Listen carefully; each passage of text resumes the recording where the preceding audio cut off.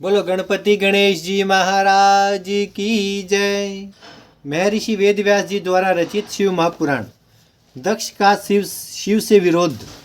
पूर्व समय में प्रयाग में मुनियों ने एक महान यज्ञ का आयोजन किया।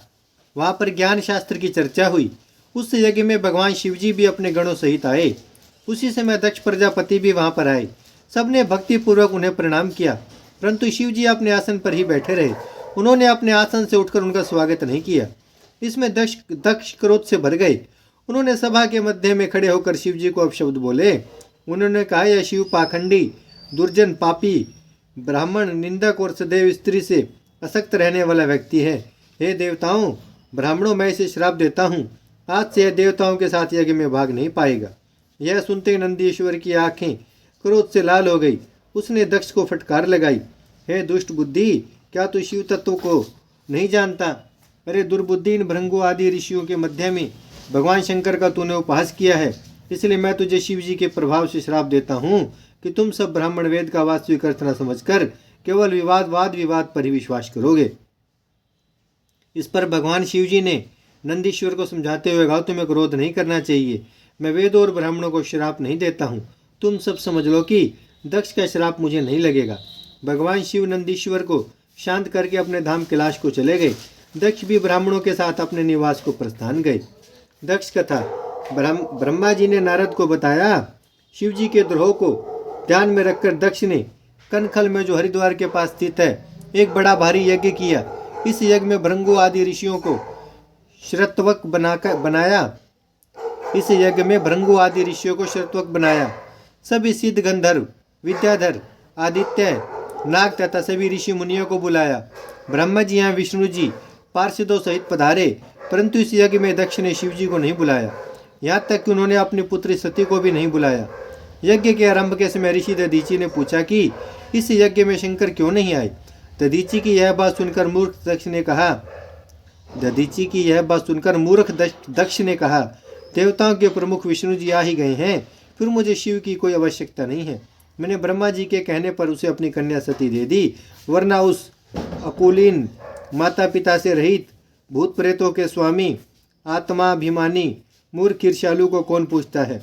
वह इस यज्ञ में भाग लेने के योग्य नहीं है। इस कारण मैंने उसे नहीं बुलाया।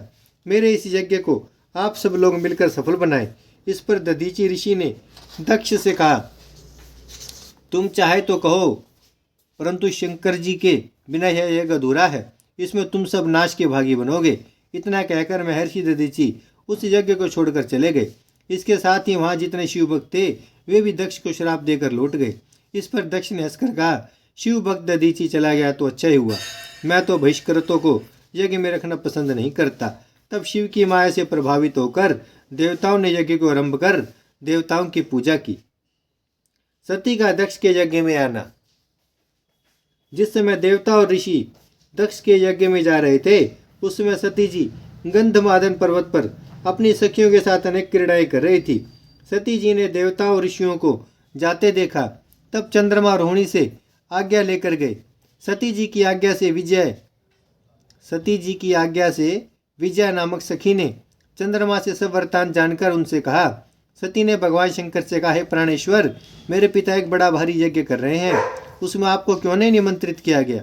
सब कार्य छोड़कर आप मेरी प्रार्थना पर मेरे साथ पिता के यज्ञ में चलने की कृपा करें, क्योंकि संबंधियों के यहाँ प्रेम बढ़ाने के लिए समय पर उनके यहाँ जाना चाहिए। शिव जी बोले, हे देवी, तुम्हारे पिता दक्ष मुझसे बैर भाव रखते हैं। इसी वजह से उन्होंने तुम्हें भी नहीं बुलाया, परंतु बिना बुलाए कहीं नहीं जाना चाहिए। बिन बुलाए मेहमानों को मरण तुल्य अपमान सहन करना पड़ता है। यह सुनकर सती जी बोली, हे स्वामी, आपसे ही तो यज्ञ पूर्ण होता है, फिर आपको ना बुलाने का कारण जानना चाहते हूँ, अतः मुझे ही जाने की आज्ञा दीजिए।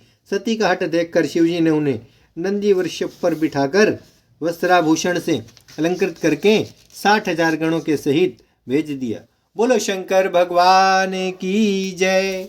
भजमन नारायण नारायण नारायण, श्रीमन नारायण नारायण नारायण, लक्ष्मी नारायण नारायण नारायण, सत्य नारायण नारायण नारायण, भजमन नारायण श्रीमन्नारायण लक्ष्मी नारायण सत्यनारायण भजमन नारायण नारायण नारायण।